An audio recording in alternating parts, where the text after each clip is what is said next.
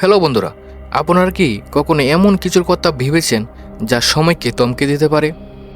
4500 বছর, হ্যাঁ ঠিক 4500 বছর ধরে মিশরের তপ্ত মরুভূমিতে এমন এক স্থাপনা দাঁড়িয়ে আছে যা আধুনিক বিজ্ঞান আর ইঞ্জিনিয়ারকে প্রতিদিন চ্যালেঞ্জ ছুড়ে দিচ্ছে। আমরা কথা বলছি গ্রেট পিরামিড অফ গিজা নিয়ে। কল্পনা করুন এমন এক সময়ের যখন পৃথিবীতে কোনো চাকা আবিষ্কার হয়নি, যেখানে কোনো ক্রেন নেই, কোনো বিদ্যুৎ নেই, এমনকি লোহা বা ইস্পাতের ব্যবহারও মানুষ ঠিকঠাক মতো শেখেনি। সেই আদিম যুগে মানুষ কিভাবে 23 লক্ষ পাথরের এক পাহাড় তৈরি করলো, যার এক একটি ব্লকের ওজন 2 টন থেকে শুরু করে 80 টন পর্যন্ত। আধুনিক বিশ্বের সর্বোচ্চ ভবন বুর্জ খলিফার ওজন 5 লক্ষ টন, আর এই পিরামিডের ওজন প্রায় 60 লক্ষ টন। তুলনাটা বুঝতে পারছেন?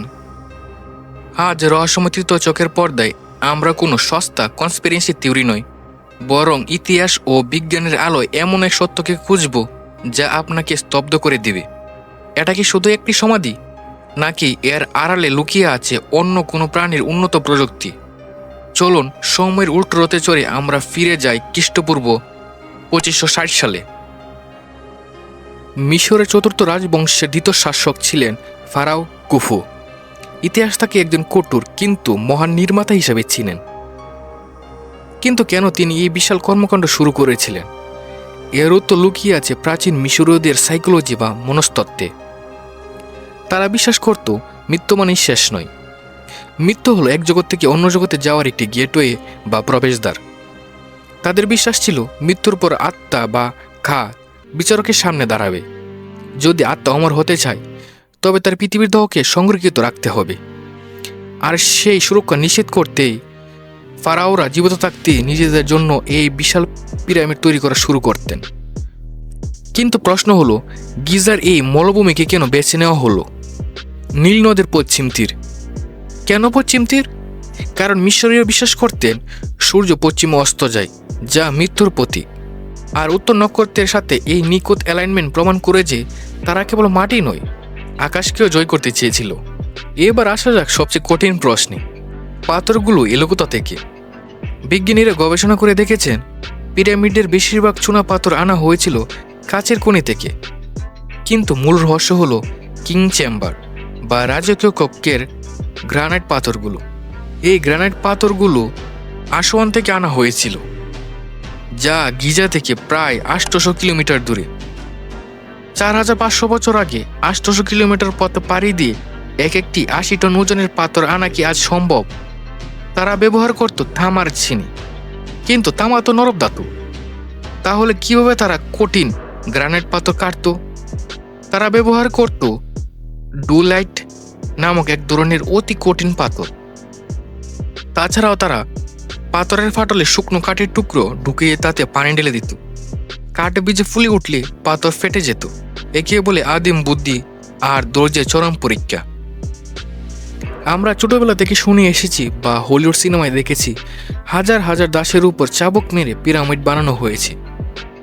গ্রিক ঐতিহাসিক হেরোডোটাসও এমনটাই লিখেছিলেন। কিন্তু রহস্যমথিত চোখ আপনাকে আজ আসল সত্যটা বলবে। আধুনিক প্রত্নতান্ত্রিকরা পিরামিডের পাশে শ্রমিকদের একটি বিশাল শহর খুঁজে পেয়েছেন। সেখানে যা পাওয়া গেছে তা আপনাকে অবাক করার মতো। শ্রমিকদের হাড় পরীক্ষা করে দেখা গেছে তারা উচ্চ প্রোটিনযুক্ত খাবার অর্থাৎ গরু ও বেড়ার মাংস খেত। তারা নিয়মিত চিকিৎসা পেত। এমনকি যারা কাজ করতে গিয়ে আহত হতো তাদের হাড় জোড়া লাগানোর উন্নত সার্জারিও সেখানে দেখা গেছে। দাসের সাথে কি কেউ এমন আচরণ করে? কখনো না। তারা ছিল বেতনভুক্ত দক্ষ কারিগর। যখন নীল নদে বন্যা হতো এবং চাষাবাদ বন্ধ থাকতো, তখন সাধারণ কৃষকরাও এসে এই মহৎ কাজে যোগ দিত। এটা ছিল তাদের কাছে উপাসনার মতো। তারা মনে করত ফারাওয়ের অমরত্বের অংশ হওয়া মানে নিজেদেরও অমর হওয়া। চাকা নেই, তবে স্লেজ ছিল। কিন্তু তপ্ত বালুর উপর টনকে টন পাথর টেনে আনা স্লেজের মাধ্যমে অসম্ভব। ঘর্ষণে স্লেজ বালুর ভিতরে ডেবে যাওয়ার কথা ছিল। কিন্তু মিশরীয়রা এক চমৎকার ফিজিক্স বা পদার্থবিজ্ঞানের কৌশল জানত। এক প্রাচীন চিত্র থেকে দেখা যায় স্লেজের ঠিক সামনে একজন মানুষ বালুর উপর পানি ঢালছে। নেদারল্যান্ডের একদল বিজ্ঞানী গবেষণায় প্রমাণ করেছে যে মরুভূমির বালিতে যদি নির্দিষ্ট পরিমাণ পানি মেশানো হয় তবে বালুর দৃঢ়তা এবং ফিটনেস দ্বিগুণ হয়ে যায় এবং ঘর্ষণ অর্ধেক কমে যায়। এর ফলে অর্ধেকেরও কম শ্রমে সেই বিশাল পাথর টেনে আনা সম্ভব ছিল। আধুনিক ইঞ্জিনিয়াররা আজও সেই আদিম বুদ্ধির কাছে মাথা নত করে। পাথর তো আনা হলো, কিন্তু 150 মিটার উঁচুতে তোলা হলো কিভাবে? আধুনিক ক্রেন ছাড়া এটি অবিশ্বাস্য।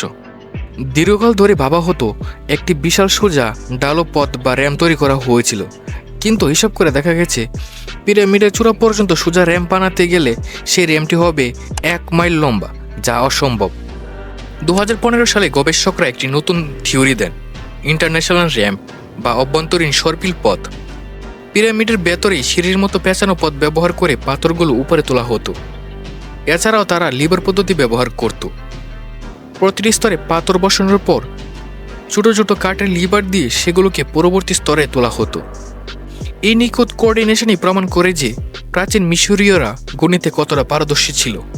সবচেয়ে বেশি রহস্য দানা বাঁধে যখন আমরা পিরামিডের ভৌগোলিক অবস্থা দেখি। গ্রেট পিরামিডের 4টি দেওয়াল ঠিক উত্তর, দক্ষিণ, পূর্ব এবং পশ্চিমের দিকে মুখ করে আছে। ভুলের মাত্রা মাত্র 0.05 ডিগ্রি। কম্পাস ছাড়া এটা কিভাবে সম্ভব?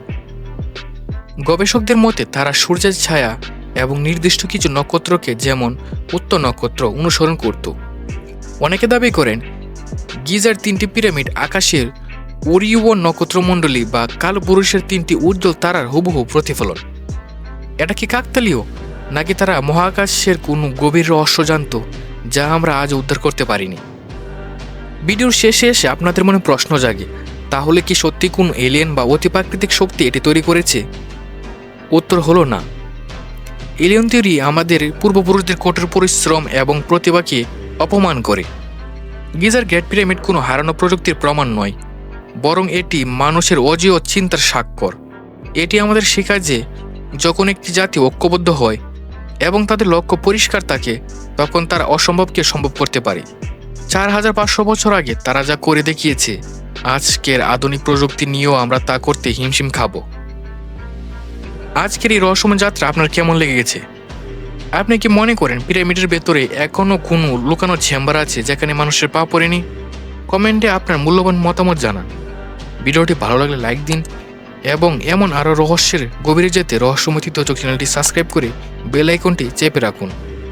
মনে রাখবেন, সত্য সবসময় চোখের সামনেই থাকে, শুধু দেখার জন্য তৃতীয় চোখ প্রয়োজন। ধন্যবাদ সবাইকে, সবাই ভালো থাকবেন।